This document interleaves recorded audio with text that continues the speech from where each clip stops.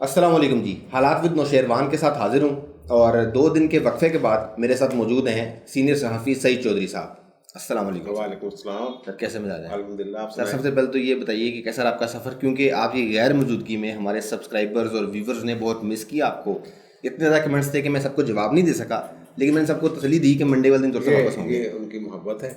सफ़र माशाल्लाह अल्हम्दुलिल्लाह ठीक रहा। सर वो एक सब्सक्राइबर तो इतने जज्बाती हो गए थे, उन्होंने कहा था अगर चौधरी साहब नाराज़ हैं तो उनको मनाएं हर सूरत। नहीं, मैंने कहा नाराज़ नहीं, वो निजी नहीं, मसरूफियत में यार, रहेंगे। नाराज़ नहीं। ठीक है। तो सर गुफ्तगू शुरू करते हैं बाकायदा। कल पीडीएम ने भावलपुर में एक रैली भी निकाली और कुछ सियासी ऐसी डेवलपमेंट्स चल रही हैं कि अब पीडीएम में यानी अपोजिशन जमातों में जरदारी साहब फ्रंट फुट पे खेलेंगे और वो कोई बड़ी हलचल मचाने जा रहे हैं। यार ये हमने पहले बातें की हुई हैं बिल्कुल। कि जब ये हो रहा था ना कि मौलाना नाराज़ हो गए शायद, और ये वो उस वक्त हमने ये कहा था कि नवाज शरीफ और जरदारी की बाहमी अंडरस्टैंडिंग है। बिल्कुल। तो अब इन्होंने जो शुरू में ये कहा था, इन्होंने हाँ। जो रास्ता इख्तियार करना है कि सिस्टम डीरेल ना हो, हाँ। सिस्टम चलता रहे, तो उसके लिए सबसे बेहतरीन तरीका तो तहरीक अदम एतमाद होती है। और पंजाब में जो इनकी तादाद है अपोजिशन की और इत्तेहादियों की, जो पीटीआई के इत्तेहादी हैं, हाँ जी। इनको मिला ली जाए तो इमरान खान बुजदार की हुकूमत तो गई ना। बिल्कुल। ठीक है ना। चौधरी साहब जो हैं वो नाराज़ हैं, थोड़ी सी उनका खिंचाव है। बड़े चौधरी साहब नहीं, चौधरी शुजात हुसैन के तो वो इज्जत करते हैं नवाज शरीफ के। चौधरी परवेज़ लाही कुछ बयानात ऐसे रहे हैं बिल्कुल कि वो थोड़ा सा खिंचाव होता है, तो वो उनको ये इत्तेहादी भी रहे हैं काफ लीग वाले, ये डिप्टी वज़ीर आज़म भी रहे हैं। बिल्कुल। ठीक है ना। आईनी तौर पे तो कोई होता नहीं, बस एक नाम दे दिया था उन्होंने। हाँ जी। जरदारी साहब के साथ। बिल्कुल बिल्कुल। तो ये इनके करीब तो रहे हैं। हाँ जी। तो जो भी इख्तिलाफात होते हैं सियासी, वो वक्त के साथ इधर उधर हो जाते हैं। बिल्कुल। ठीक है ना। मोहन सलाही को अब वादा किए होता वजारत वजूरत का, अभी तक नहीं मिली। हाँ। अब चोरी जितने भी रख रखाव वाले हैं, हाँ। वो सियासत तो टोक टप्पा के लिए करते हैं ना। बिल्कुल बिल्कुल अपना ठीक है ना। अगर वो उनके वो है ही नहीं, से ही नहीं है बन रही उनकी, तो वो क्यों इस तरह वो कोई वारदात डालेंगे वहाँ। हमने बॉडी लैंग्वेज देखी थी, इनकी लहजे देखे थे बावलपुर में। कल बड़े एग्रेसिव थे मौलाना साहब भी। मौलाना साहब ने बता दिया कि हम पत्ते जो दिल करता है दिखाते हैं। हाँ। जो दिल करता है खेलते हैं। हाँ। ठीक है ना। हाँ। और उन्होंने फौजियों को भी कहा है, भाइयों को, हाँ जी, कि भाई आप बताएं किधर। हम बार बार कह रहे हैं कि फौज पैगाम भेज रही है, फौज से नाराज फौजी की आदत है। हाँ जी, हाँ जी, बिल्कुल बिल्कुल। तो पैगाम भेज रही है कि जनाब हम गैर जानबदार हो जाएंगे। हाँ। और जो सेनेट के इलेक्शन में आप देख लेंगे। हाँ। इस तरह की बातें अगर वो गैर जानबदार हो जाते हैं तो तहरीक जो है वो इस तरह चलाने की ज़रूरत ही नहीं पड़ेगी। जिस तरह ये लॉन्ग मार्च और ये धरने शरने, हाँ जी, उससे पहले मामला ठीक हो जाएंगे। वैसे भी हमने कोई अप्रैल की तारीख भी दी हुई है। बिल्कुल तब्दीली की तारीख दी हुई है। सर एक सवाल आपसे और करना चाहता हूँ। आज परवेज़ लाई साहब ने मुलाकात की है गवर्नर पंजाब चौधरी सरवर से। तो वो तो यार इनकी मुलाकातें होती रहती हैं। चौधरी जो हैं गवर्नर साहब, वो चलो ये भी खबर बता ही देते हैं। हाँ। कि वो मे बी अगले वज़ीर आला बनने के ख्वाब देख रहे हैं। अच्छा। वो इस तरह की बात है। और वो समझते हैं कि इमरान खान के वाहद नुमाइंदे जो हैं पंजाब में मैं ही हूँ। हाँ। हालांकि ऐसा नहीं है कि और भी कोई लोग हैं। तो मुलाकात होती रहती है, गिले शिकवे होते रहते हैं। हाँ। वो दूर भी कर देते हैं। हाँ। वो ये भी वादा कर लेते हैं कि पैगाम आपका जनाब मिल जाएगा उनको, इमरान खान को। इमरान खान जो वादा करके गया था कि आप मेरे साथ डायरेक्ट कोई शिकायत हो तो मुझे बताया करें। तो ऐसा मौका ही नहीं आ रहा। ठीक है सर, हमने गिले शिकवे से याद आया, वो फैसल वाडा साहब भी अब तरले मिनटों पे उतर आए हैं। यार ये फैसल वाडा जो है ना, यार ये हमारी जिंदगी में ऐसा भी होना था कि ऐसे लोग भी वो कभी गनशन लगा के कराची में एक जगह पहुंच गए थे। हाँ जी। ठीक है ना। मुकाबला करने के लिए चाइनीज कौंसले। ठीक है ना। कभी बूट रख देते हैं। हाँ। और पिछले दिनों बड़ी रिलीज गुफ्तगू उन्होंने फरमाई है।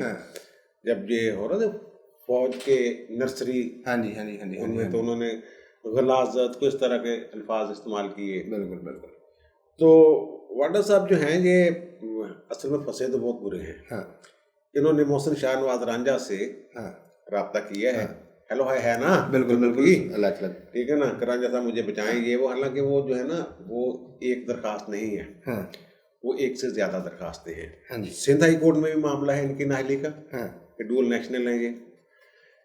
इस्लामाबाद हाई कोर्ट में भी है, हाँ जी, और इलेक्शन कमीशन में भी है। बिल्कुल। और कानून ये है कि जब अदालत कॉग्निजेंस ले लेना, हाँ जी। कार्रवाई शुरू कर दे नोटिस लेके, हम्म, तो फिर कोई बंदा पिटीशन अदालत की मर्जी के बगैर वापस नहीं ले सकता। अब ये बुरे इस तरह फंसे हुए हैं कि 8 जून 2018 तक के कागजात नामजदगी दाखिल करने की आखिरी तारीख, उसमें 3 दिन की तस्हीह कर दी। 11 जून 2018 आखिरी तारीख थी। ठीक है। जो 11 जून 2018 की तारीख थी, उस दिन जितनी उम्र थी कि इतनी उम्र होनी चाहिए कम से कम, वो पूरी होनी चाहिए थी, और दीगर शराइत जो हैं कि दोहरी नेशनैलिटी ना हो, ये होना चाहिए था। अब 11 जून को ये कागजात जमा करवाते हैं 2018 को, और शायद 2018 जून को इनके कागजात नामजदगी मंजूर हो जाते हैं। और भाई साहब जो हैं ये 22 जून 2018 को दरखास्त देते हैं अमरीकी कौंसल खाने में कि जनाब मेरी नेशनैलिटी जो है ना वो विड्रॉ करना चाहता हूँ। तो जिस वक्त कागजात जमा हो गए, आखिरी दिन था जब, उस दिन भाई साहब नाअहल थे। उस दिन नाअहल थे क्योंकि डुअल नेशनल थे। तो इनकी नाअहली जो है वो निविश्ता दीवार है, लिखी हुई है। ये वापस भी ले लेंगे अगर अदालतें आज़ादाना इकदाम करे और इलेक्शन कमीशन थोड़ा सा एक्टिव हो। तो अब तक तो इनको घर चले जाना चाहिए था। ये मतलब सादिया अब्बासी वाला जो शाहद खान अब्बासी की सिस्टर है, बिल्कुल, हारून अख्तर, उनके केस जो है बिल्कुल, वो सुप्रीम कोर्ट ने उनको कहा था कि नहीं, सॉरी, हाँ जी, दोनों का ठीक है ना, दोनों नाअहल हो गए थे। और इनका जो था, जब इन्होंने कागज जमा गए सेनेट के चोरी सर्वर ने, हाँ जी, गवर्नर बनने से पहले, हाँ जी, तो इन्होंने भी वहाँ उस वक्त अप्लाई कर चुके थे जिस वक्त वो हुआ है।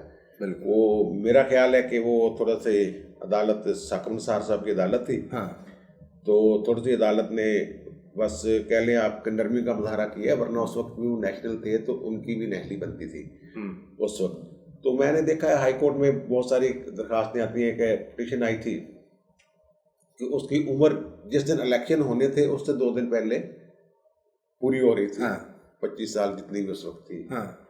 तो लेकिन जिस दिन कागजात जमा करवाए थे उस दिन उसकी उम्र कम थी उस शहरी के। तो हाई कोर्ट ने कहा था नहीं, जिस दिन कागजात जमा होने होते हैं उस दिन उम्र पूरी, जैसे जो पब्लिक सर्विस कमीशन का होता है, ठीक है ना, 35 साल या 25 साल के, वो जिस दिन आखिरी क्लोजिंग डेट होती है उस दिन उससे उतनी उम्र होनी चाहिए उसकी, बलाई उम्र और नीचे वाली उम्र और ऊपर वाली उम्र, इस तरह होना चाहिए। सर, जैसे अभी आपने बात की ना कि फैसल वाडा साहब गलीज गुफ्तगू करने के लिए मशहूर हैं, तो मेरा ना इमरान खान साहब पसंद करते हैं इस तरह के लोगों को, क्योंकि वो भी कोई किसी इजलास में कोई अवामी मफाद की बात नहीं करते। वो हमेशा तर्जमानों के इजलास बुलाते हैं, पार्टी तर्जमानों के इजलास, और पंप करते हैं कि यार अपोजिशन को रगड़ा देते हो। यार ये अजीब लोग हैं वैसे। इनके एक ना मखसूस नशिस्तों पे, अक़लियतों की मखसूस नशिस्तों पे सिंध से एक रुकन है, हाँ, वो खुद किसी को उन्होंने बताया है कि मैं तो पीटीआई के साथ मेरा ताल्लुक ही कोई नहीं था। हाँ जी, मैं सोशल मीडिया पे काफ़ी एक्टिव था। हाँ। तो मुझे इन्होंने बुलाया, आरफ अलवी साहब ने, कि हम आपको ले, उन्होंने कहा जी मेरा कोई ताल्लुक नहीं पीटीआई से, मेरा तो कोई और जमातों से मेरी फैमिली का ताल्लुक है। उन्होंने कहा नहीं, तो मीडिया बहुत सोना चलाना है, सोशल मीडिया पर ट्विटर में बड़ा ज़बरदस्त ट्वीट करना। भाई साहब ये कारकर्दगी जो दिखानी है ना, वो तर्जमानों ने नहीं दिखानी, बिल्कुल, वो इमरान खान साहब आपने खुद दिखानी है। तर्जमान गालियां दे सकते हैं माजी की हुकूमत को, लेकिन अब वो खत्म होगी बात। अब लोग 3 साल होने वाले हैं, 3 साल हो गए हैं, लोग कहते हैं आपने क्या किया है। कोई एक किसी भी, अब ये कहते हैं टैक्स में ऐसे कर दूंगा, हर बंदा फाइलर होगा, बाहर से पैसे आ जाएंगे। कोई एक बता दें आप कि इस्लाह की हो इन्होंने टैक्स सिस्टम में, कोई एक मिनिस्ट्री दी है इन्होंने, वो ये जो बिल्डिंग प्रॉपर्टी वो 1 साल एक्सटेंड कर दिए। वो जब वो पहले देते थे मिनिस्ट्री, कहते जनाब काले पैसे को गोरा करने वास्ते सारी हरकत हो रही है, तो भाई आप फिर क्या कर रहे हैं। तो तर्जमानों से घूमते नहीं चलती। तर्जमान बस ये है कि अपना मल्ले में टैका शैका बनाई रखते हैं कि जनाब हम तर्जमान हैं, ठीक है ना, थाने थुने दे देने तहसीलदारां नूं, माड़ा मोटा कह देंगे ने भाई जी आज साढ़े समझो करो मेरे इमरान खान डायरेक्ट है। जरा आपने कारकर्दगी की बात की हुकूमत की, कल एक उम्दा मिसाल कायम की हुकूमत ने अपनी आला कारकर्दगी की। मैनचेस्टर से एक फ़्लाइट आई PIA की, 3 करोड़ रुपया खर्च हुआ और एक सवारी लेके आई वो। नहीं वो 3 करोड़ नहीं हुआ, वो 371 उसमें आ सकते हैं मुसाफिर उस त्यारे में। 1,10,000 टिकट है। बिल्कुल ठीक है ना। अब ये तो 4 करोड़ से भी ज्यादा बन जाता है जो। हाँ दूसरी बात ये है कि एवी ना अन्य बात तनकीद न करता रहा कर हुकूमत ने, वो चार्टर्ड त्यारा था नहीं अच्छा बात अच्छा अच्छा अब्दुल रज़ाक चौधरी साहब गुजरात के कुछ साहब हैं, हाँ वो उस त्यारे में आए हैं। सुन ले यार, जी चार्टर्ड त्यारा था वो रूटीन की फ्लाइट नहीं थी। वो चार्टर्ड त्यारा था, एक मैयत लेके आनी थी उन्होंने उसमें। वो उसके बाद वो पूरी पेमेंट की। चलो छोड़ दें इसको अगर पेमेंट नहीं, वैसे PIA का जो बेड़ा है ना इन्होंने कर किया हुआ है। ये पता है कि PIA कायदे आज़म मोहम्मद अली जिन्ना रहमतुल्लाह अलैह की हिदायत पे कायम बनाई गई थी। ये इससे पहले थी ओरिएंट एयरवेज। अहमद इस्फानी साहब इसके बानी थे। ये कलकत्ता बेस्ड थी और मुंबई में एयरलाइन रजिस्टर्ड हुई थी। ये जो नहीं आपके सैनिक कन्नी, हाँ जी उनकी मिसेज हैं फरा इस्फानी, बिल्कुल वो इसी खानदान के ना। तो फिर ये PIA बन गई। फिर PIA में मुझे अब तक मेरे पास जो ज़ख़ीरा है तस्वीरों का, उसमें जैकलिन कैनेडी जो है, जॉन एफ कैनेडी की अहलिया, वो अमेरिका से लंदन और लंदन से अमेरिका PIA में गई, जबकि उस वक्त ब्रिटिश एयरवेज भी थी और US एयरवेज भी थी। ये जब असगर खान थे ना इसके हेड, और फिर नूर खान, उन दिनों में PIA का एक अरूज नाम था। कोई यानी ये जो कतर एयरवेज इस टाइप जो है, ये तो बेचारे यहाँ ट्रेनिंग लेने आते थे। बिल्कुल चाइना PIA से, चाइना में तो PIA के अलावा दीगर गैर मुल्की फ्लाइटें जाती भी नहीं थी। PIA एक बहुत बड़ा अदारा था जिसका बेड़ा गर्क किया इन्होंने मिला के सब। अब वो लाइसेंसों वाला इशू एक ले आए हैं। ठीक है ना कि जनाब वो लाइसेंस, वो सारे जितने पाकिस्तान सिविल एविएशन से लाइसेंस लेने वाले पायलट थे, बाहर नौकरियां कर रहे थे, उनको भी उन्होंने घर पाया हुआ है। ठीक है ना जी। बस सर अब जिसमें आप कहते हैं ना कि इमरान खान को 12 बजे के बाद होश आता है, पता नहीं किस वजह से। अब PIA के अक्सर पायलटों के ये कारनामे हैं, कम से कम साल में 12 वाक़यात होते हैं। शराब शुरू वाले तो बड़े वाक़यात हैं। पहले PIA से पहले, सबसे पहले जो है जब छोटे थे तो PIA से चूहा निकल आया किचन से, इस तरह की खबरें आनी शुरू हुई। फिर इसका टाइम की गड़बड़ हो गई, फिर इसके पायलट पकड़े जाने लगे, फिर एयर होस्टेस जो हैं स्मगलिंग का भी मतलब रहा। बल्कि वो एक दफ़ा तो पूरा त्यारा ही मुशर्रफ दौर में 2 नंबर वीज़ों वाला का भेज दिया था इन्होंने भर के। फिर वहाँ स्पेशल वहाँ का वज़ीर दाखिला बरतानिया का पाकिस्तान आया। मुझे एक जज ने बताया, जजों के साथ भी उसकी बात हुई, यार ये हो रहा है। फिर वज़ीर दाखिला से फैसल सालेह साहब उनको हटा दिया था मुशर्रफ ने। जो भी बिल्कुल किस तरह के वाक़यात होते PIA को हर एक ने यूज़ किया है धड़ाधड़। सर आप कहते हैं ना कि हमें बिला वजह तनकीद ना कराया कर। मैंने पूरा दिन लगा के ढूंढी कि यार कोई अच्छी खबर मिल जाए, कोई अच्छी खबर है ही नहीं। वो अच्छी खबर यार, वो पैसे दे के आया बंदा। अच्छा चलें, PPSC वालों ने क्या किया है? वो तो भाई कमाल कर दिया उन्होंने। वो जनरल मकसूद साहब सर पर पकड़ के बैठे होंगे जो चेयरमैन है उसके। और कितने लाइलम चेयरमैन है? नहीं लाइलम होते तो फिर वो पोस्टपोन ना कर देते। तहसीलदार के इम्तिहानों वाली बात कर रहे हैं ना सर। लेकिन मेरे बच्चे मुझे देखो, ये सिंध में भी ऐसे होता रहा है। हाँ जी। CSS में भी पर्चे आउट होते रहे। ठीक है ना। अब ये सबसे बड़ा अदारा है सूबे का अफसरों की भर्तियों का। बल्कि अब तो उन्होंने 14वें ग्रेड के और उससे भी निचले जो है तबके के, पहले जो 17वें ग्रेड के अफसरों के लिए होता था, तो ये अपने एग्जेक्टिव या स्टेट वगैरह के वो भर्ती होते थे। फिर बाद में AC डिप्टी कमिश्नर वगैरह हो जाते थे। अब तो 18वें स्केल तक ये जो डायरेक्ट भर्ती होती है वो करते हैं। ये बड़ा एक गैंग है, शुरू में है, शुरू से ही है। जी। वो कभी एक्टिव हो जाता है, कभी सख्ती हो जाती है, तो वो चल जाए, वो अंडरग्राउंड हो जाते हैं। तो ये ना 2-3 मरहलों में फैसले करते हैं सौदेबाजी कि जनाब लेक्चरार भर्ती होने तो इतने पैसे, फलां भर्ती होने तो इतने पैसे। तो डॉक्यूमेंट में गड़बड़ करनी है, मसलन कि वो नंबर होते हैं फर्स्ट डिवीज़न, सेकंड, थर्ड के। तो डिवीज़न थर्ड है तो वहाँ ऐसे 2 लिख देते हैं, फिर उसको बाद में वो नंबर कंसिडर करके बाद में कभी पकड़ा जाए ज़िंदगी में तो पकड़ा जाए। यहाँ तो चेयरमैन तक बोर्ड के जो है 40 डिग्रियाँ उनके सामने आ रही है।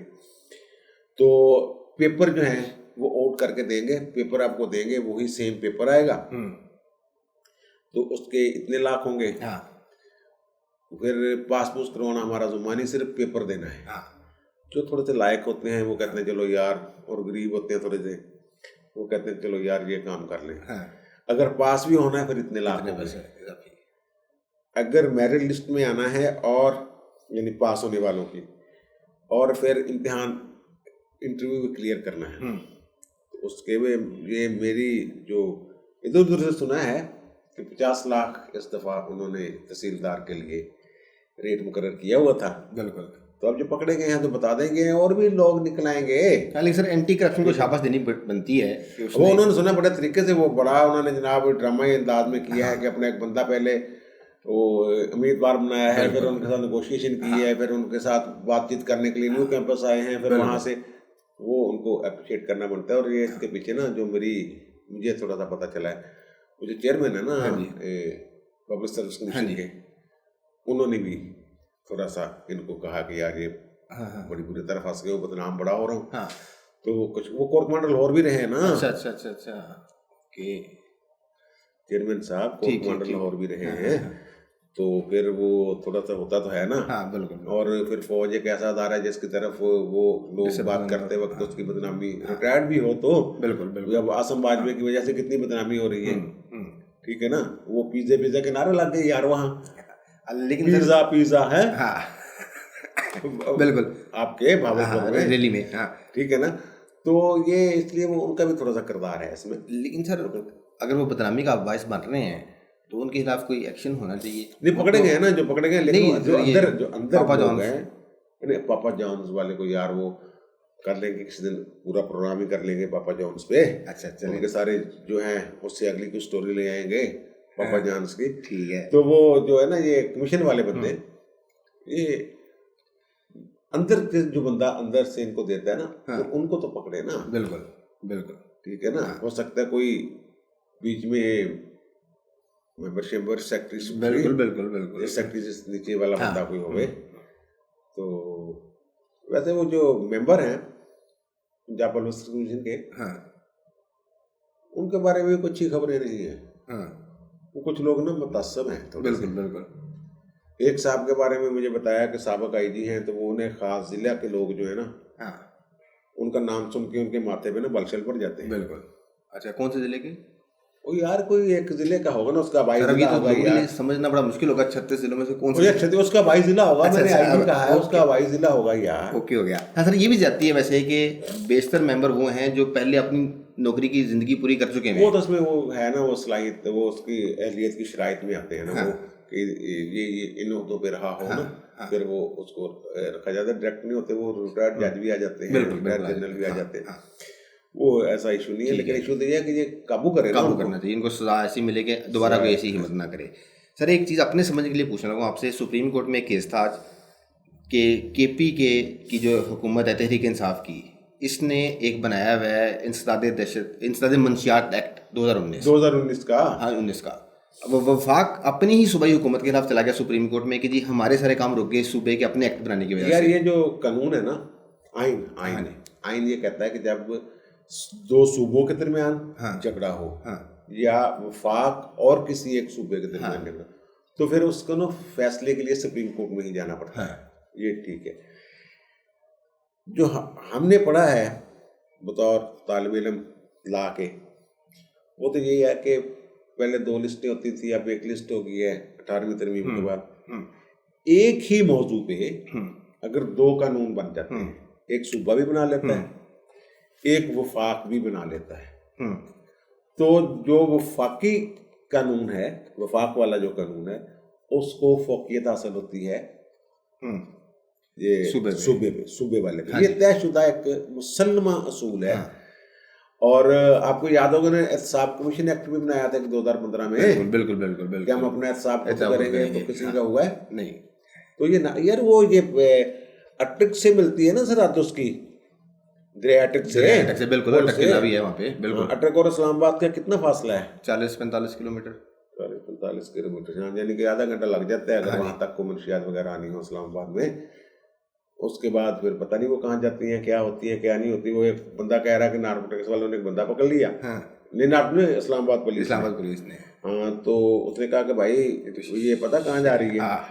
तो आप जो है मुझे वो कोकीन टाइप की चीज़ थी कि वो फिर कहते हैं कि थोड़ी देर बाद वाकई उनको छोड़ना पड़ गया बंदा ऊपर ना, मुझे नहीं पता कहाँ से आई। नहीं एक वजीर का वो भतीजे का भी चल रहा था जो नार्कोटिक्स का वजीर था। उसके भतीजे रिश्तेदार भी वो जो थे वो भी नार्कोटिक्स में ये मंशियात वाले उनके नाम शाम आते रहे।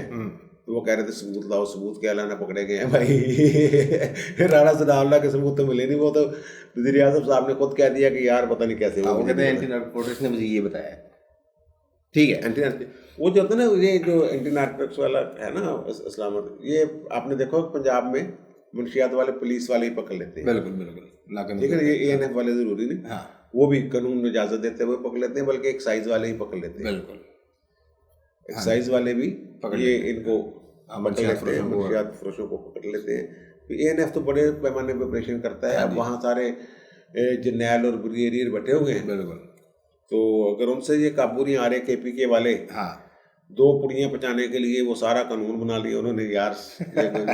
हैं 2 पुड़ियाँ पता नहीं कितनी की होती हैं, सुना है वो 10,000 की वो छोटे सी सर वो, लेकिन रेगुलर सप्लाई चाहिए ना। अच्छा, रेगुलर सप्लाई इसलिए पता नहीं कहाँ तक जाती है ये। अच्छा है। सर आखिर में मुझे बता दें, क्या आर्मी चीफ वीना मलिक के बच्चों का मसला हल करा सकेंगे? यार ये मुंह उठा के ना बंदे कह देते हैं, मेरे बात सुनो, आपको नहीं मैं कह रहा, अल्लाह माफ करे, तुम ना हर बात अपनी तरफ ले जाते हो। ये जो खदान खास्ता कोई हमारे वो शिमला पहाड़ी के बाहर लोग आके मुजाहरा कर रहे होते हैं ना कि ना मेरा गुर्दा कट लिया, हालांकि खुद बेचा होता उन्होंने, तो वो भी ये मुतालबा करते हैं कि वज़ीर आज़म साहब अपना क्या नाम है, chief of army staff, chief justice Pakistan, वज़ीर आज़म, सदर मुमलकत से अपील है इस तरह की अपील की है। वीना मलिक के शोहर ने, या वीना मलिक ने, वीना मलिक के शोहर असद हटक। अच्छा, वीना मलिक ने बड़ी मशहूर का तुमने, आपको याद है इसने एक वो शूट करवाया था इंडिया में? बिल्कुल ISI यहाँ लिखा हुआ था इसके। बिल्कुल ये भी स्टिकर लगा के, ठीक है ना। तो फिर बाद में अचानक ही इसके वाला साहब भी फौज में छोटे मोटे नॉन पोजीशन ऑफिसर थे। तो वो तो बड़ा रोते थे उन दिनों कि मेरी बेटी ने बड़ी जक मारी है, चबल मारी है। सर हम छोटे थे, 2001-2000 की बात। वीना मलिक की एंट्री भी ऐसे ही एक फोटोशूट से हुई थी। वो यार उसको कोई वो होता ना, वो उसका ज़हन बन गया हुआ है ना। वो मौलाना साहब ने कोशिश तो बड़ी की है, लेकिन पैसा बड़ी चीज़ होती है भाई, पैसे में बड़ी ताकत होती है। तो फिर वो ISI वालों के साथ फिट हो गई। अब वो तर्जमान बनी हुई है सोशल मीडिया पे उनकी, ठीक है ना। इसलिए शायद उनके शोहर ने बेचारे ने कहा होगा कि जनाब मेरी मदद करेंगे। वो अदालतें पड़ी हुई हैं, अदालतें ही फैसला करेंगे। चीफ आर्मी स्टाफ वेला थोड़ा हैगा क्या रहे कि जेडी गल हो, लेकिन कोई पता नहीं बुला भी ले पर भी लेते होंगे। कल को प्रेस रिलीज आ जाए कोई आर्मी चीफ ने ना, हो सकता कि वाक कर दे, गाफ कर दे टाइम कोई उन्हें देन चार्ज में यार वीना मलिक का मसला भी हल करना, तो उनका ना जो बच्चा तो मैं करवाना मसला हल करना। तो वीना मलिक तो अब उनकी तर्जमान है। तो बस ठीक है, जब अगली प्रश्न जाएगी फिर बात करेंगे इस पे। लेकिन आज तक के लिए इतना ही। आपने सुन ली चौधरी साहब की राय तमाम मामला पर। आपकी क्या राय है कमेंट्स में ज़रूर बताइएगा। आपसे मुलाकात होगी अगली वीडियो में, और अगली वीडियो में चौधरी साहब ही होंगे मेरे साथ, क्योंकि वो लंबी छुट्टी मना के आए हैं। तो तब तक के लिए अल्लाह हाफ़िज़।